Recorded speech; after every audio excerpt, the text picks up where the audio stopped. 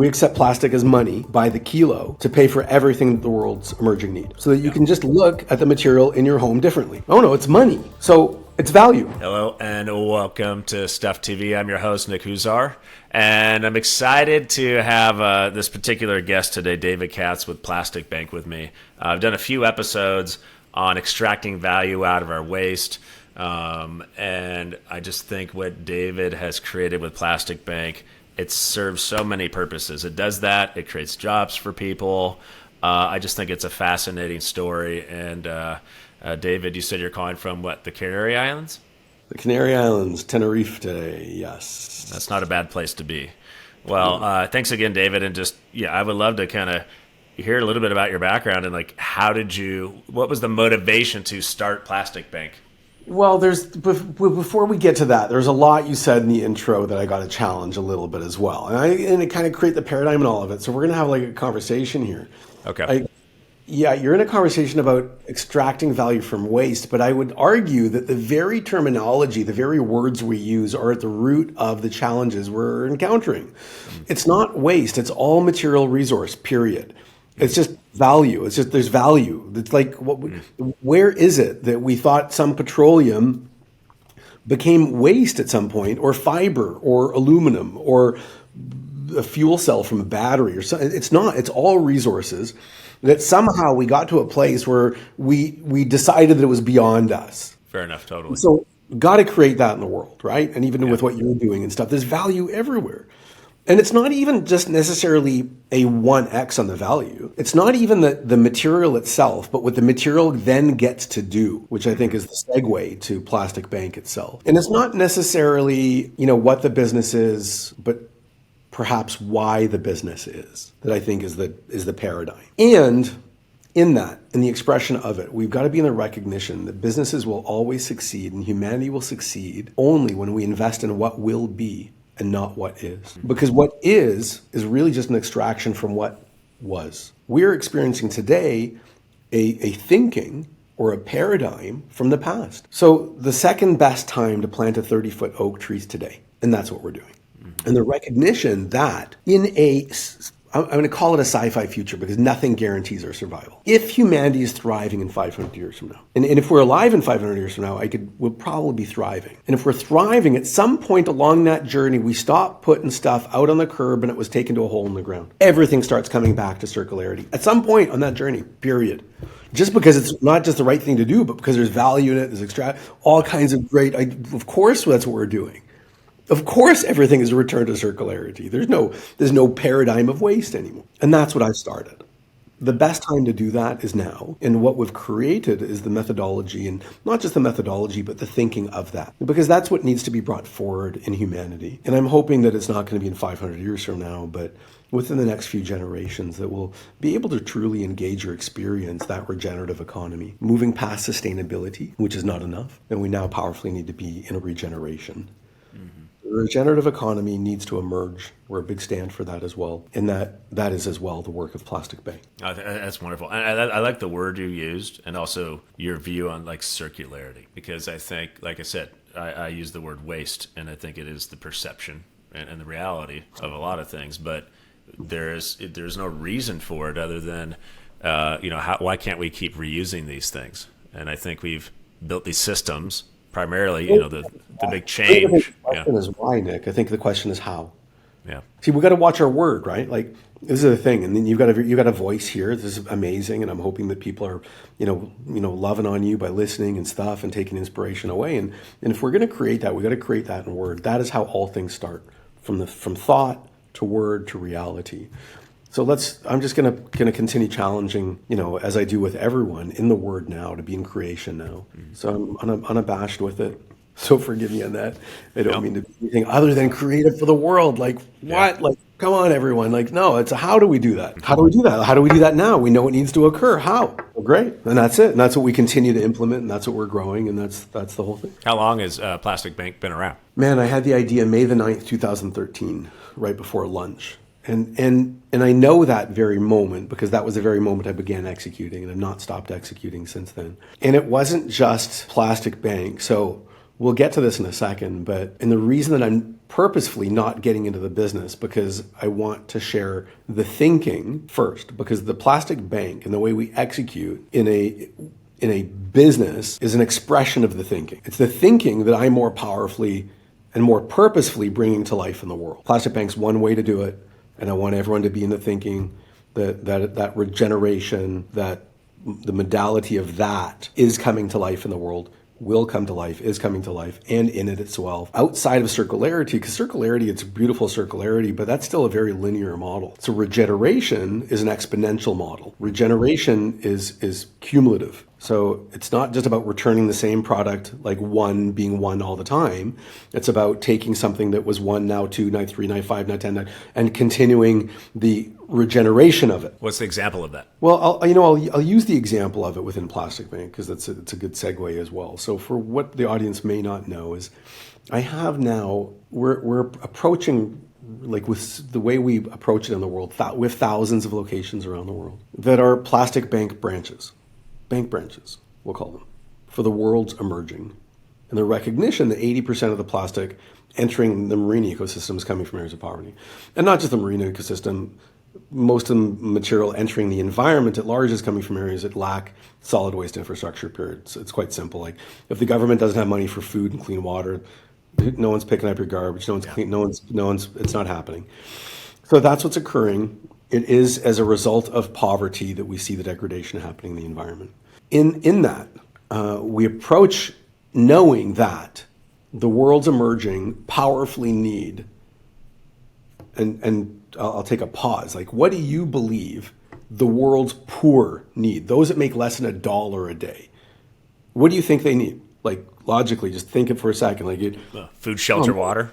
And on education, certainly that, all of those things, pharmaceuticals, about bandages, like simple things, preventable disease, or cell phone minutes even, to feel like you've got community, or maybe Wi-Fi, maybe you want to actually transcend all those things. And that's what we sell. We sell all of that, plus a whole bunch of other stuff like medical insurance and school tuition, filtered water, everything the poor need and struggle to afford. The uniqueness is that we only accept plastic as a currency. Mm-hmm.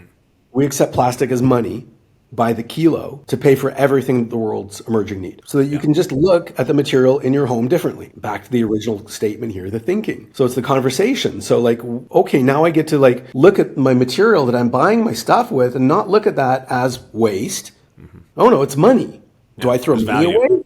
Mm-hmm. That's exactly, it's value. And then the value can be multiplied. So here's the regenerative thinking. So it's value. But what is the value when I now have access to put my children in school? Mm-hmm. What emerges as a result of literacy? Like, how exponential is that in a family? So that is the regenerative idea. That is how do we perpetuate, propel humanity? And how do I lift and end poverty, knowing that you can't donate the end of poverty? I can create a condition where poverty can end itself.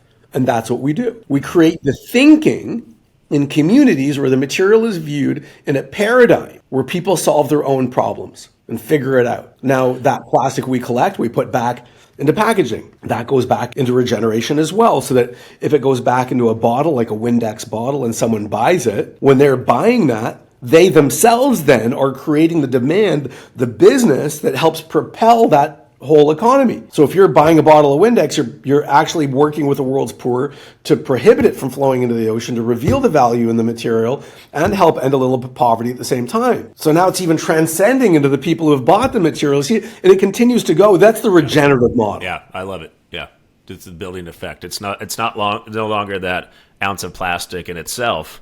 It's what it also creates and enables. It's what it does. Yeah. And that is a far greater motivator for the world than anything else. So now there's not just that in the business, but Plastic Bank should denote as well the banking. It is a banking application transacted in a blockchain that provides traceability, transparency, authenticity for the world to then, be reliant on the data that we give them. But more importantly, for the world's emerging, it provides a sense of safety and security. So that when they're banking, when they're transacting the material, it goes into the bank account first. If they need to get cash right away, they can. If they want to buy this stuff, they can. It's all transacted through through a methodology that allows them to feel a sense of worth. I now have something. You see, that's regenerative on its own. I'm now more than I thought that I was before. You see, because the thinking is what's going to change humanity. And they can see this. So this is an application. This is a mobile application they use, and they have real currency. That is now, they can see it day in and day out as they're using it. And they can use it in different ways. And we gamify it. So we gamify their savings. So if you save, because that gives you a sense of worth and you have reliance and you can fall back on that. If something happens, you have savings. And then what occurs is when you do that and you're collecting consistently, you build ultimately a reliability score, or what the West would call a credit score. So that even if you don't have shoes, if you collect the material frequently enough, at the press of a button, you can borrow at zero interest. Zero interest loans for the world's emerging, established through the consistency and the reliability of the human soul. And then they pay back. Oh, I see. And so when you think about people going out that are, I don't know if you have a term for that, but people that go collecting materials. People? Yeah, people. I was thinking like Uber drivers or stuff like that. Yeah, it is a gig economy model. It's true, but this is supposed to be a household model. So every home, because it's not about a subsection of society, it's about people. It's like you're a person. So you're a person, and if you're getting material in your house, you have a plastic bank location, you can collect it there, or you can participate in that model in a variety of ways by being an aggregator or part of the supply chain or different ways. And they can collect from anywhere. They can just go collect down the street. Can they go collect from a stream? It doesn't matter because the place they bring it, they weigh it, and they get paid out, I assume, instantly. Yeah. So you see, in that itself, being able to borrow as well, be creative to see when you build your thinking, when the individual builds his world, that's regenerative. Because he now has, as we can create a space for him to transcend that base of needs, he then now is as well regenerative to the people around him or her. When you're talking about what I love about this, it reminds me of one time I was a kid and I had this very vivid memory of walking outside and it's like somebody dropped a wallet and there was a bunch of money flying around the yard and I was picking it up. I just remember this so vividly. It was like, wow, it was like raining money. It was like, and as you're talking, it makes me think about that. Like that's really what it is. And so if you have the means and if you have a phone, there's money they're just out there picking up dollars. I mean, that's just out there. There's somewhere around 12, 13 trillion kilograms of plastic on the earth. Like almost all of it, except some of it's been incinerated, almost all of it's still here. Like if you had a toy when you were 5, still somewhere on the earth. Somewhere, yes. So it's all here still. And it's on a low side about $1 a kilo. So let's even round it down and say 10 trillion kilos, $10 trillion of value that we've just discarded, and it's only plastic that we've just discarded in the environment. 500 billion estimated to end extreme poverty and suffering. We have 20 times the value or more in the environment to end all pain. Yeah. And that's only if it's transacted once. You see, I live in the paradigm and the thinking and the words that this is a powerful economic development opportunity for humanity. Because it's not just plastic that we're after, it's all materials. Mm-hmm. Everything that can provide value to change humanity. And that's not just a dream, this is what we do. I mean, we just announced 100 million kilograms of material collected, 100 million kilos gathered by hand by the world's emerging. We're affecting millions of people. It's amazing when you think about just the opportunity. Like you said, there's layers of, I think of like geographic expansion, because I know you're in a bunch of different countries around the world, so you could clearly keep doing that. And then there's kind of like you were just alluding to, material expansion. So I don't know, like if people are collecting for Plastic Bank today, are you very specific that you're only looking for plastic, or how does that work? No, we just keep numbers in the plastic, but it's paper, aluminum, glass, okay, organics, and then as we continue to evolve and grow, it'll be a market for discarded batteries, which are a plight in the environment, e-waste, rubber, iron, I don't know, stuff. I mean, the platform's material agnostic. It's about then building the marketplace for that material to return to circularity as well. Yeah, it's always fascinating. So, I started OfferUp in the U.S., and we've sold over $200 billion of secondhand goods, and so I feel pretty good about that. And awesome. Some of those, like you mentioned, continuing to reuse, like my kids' bikes. I buy them on OfferUp, I sell them again on OfferUp, and I'm sure they're just continuing to go. Like they don't have 2 lives; they probably have 3 and 4, and they keep going. So I use the word circularity a lot. But I like this term you're calling regenerative too, because there's this plus one kind of. It's a plus one. Yeah. And listen, and I'm asking you, and I'm sharing it with you because I understand what you're doing. It's super fucking high five to you. So awesome. Stay with that space. Like more. There's more. There's more. And it's been the traditional business thinking that has us here as well. This scarcity model, the public company that thinks it's got to extract from others to captivate for itself. Look what's occurred from that thinking. Look where we are. Look at the degradation. So we need to change that. I also say you can't have infinite resources on a finite planet, right? Like since I've been alive, we've doubled our population, right? And you just think about the amount of consumption we have, and for people that say, "Oh, yeah, it's not," I'm like, look, this trend doesn't make any sense. Like you cannot continue on this path. And yet we have enough. We have enough more than we will ever possibly need. It's so abundant, it's crazy. As long as we're collecting it, returning it, regenerating. Yeah. That makes a lot of sense, and I think. One of the questions I was thinking through is, as you think of these different places where these different markets here and where people are doing this, what are the challenges when you think about entering those? Or, I mean, listen, there's no. I thank you for the question. The challenge is self. People ask all the time. They want to know It's not a step by step thing. It's not. It's self. It's you. It's you. The bottleneck's at the top. If it's not working there, you haven't figured out how to be the person to have that created yet. I can sit back and say, a communist government, they won't let, no, I haven't figured out how in my way of being to elicit that in an environment where it could flourish in those types of governments or environments. This is a part of the problem as well. And I'll bring it back to the plastic. So if every piece of packaging or every piece of plastic you encountered was worth $5, easily available, exchangeable for $5, how many would we still see in the environment? Oh, I think it would go up. I think people would really pay a lot more attention, clearly. $5, everyone would go get it. $5, I'm not going to throw $5 on the road. No. So none. Everyone would go get it. You know what that substantiates? It's not the plastic, it's us. That's right. So stop pointing the finger out. Even in the previous question, and thank you, and I get it, and forgive the conversation here, but if I've got an audience, I'm going to tell it as the truth as is. Sure. And if I'm giving my time to this, I'm going to give my time powerfully. And so even what are the biggest challenges? Well, I'm going to take it to the truth. The truth is me. The truth is here. Mm-hmm, mm-hmm. The challenge is here. The plastic, it's not the plastic. It's here. Poverty, it's here. It's not out there. It's not an external locus of control. It's an internal locus. I get to control that. I have power over that. And these are messages for anyone who's listening. We all have that infinite power to create or to destroy. And it's a choice. Choose. If you want to destroy, go ahead. But it's a choice. And by destroy, I mean not care, overconsume, don't recycle, walk past people with mental health issues, don't pay. Be in your head, okay, be that. Or go see people, love people, care for people, ensure that if you have to buy something, it's for sure you need it. If you've got to buy it, make sure it is returned, make sure it's recycled, steward other people. Only a choice. What do you it's think? Not outside. Stop telling everyone to stop using plastic. It's ridiculous.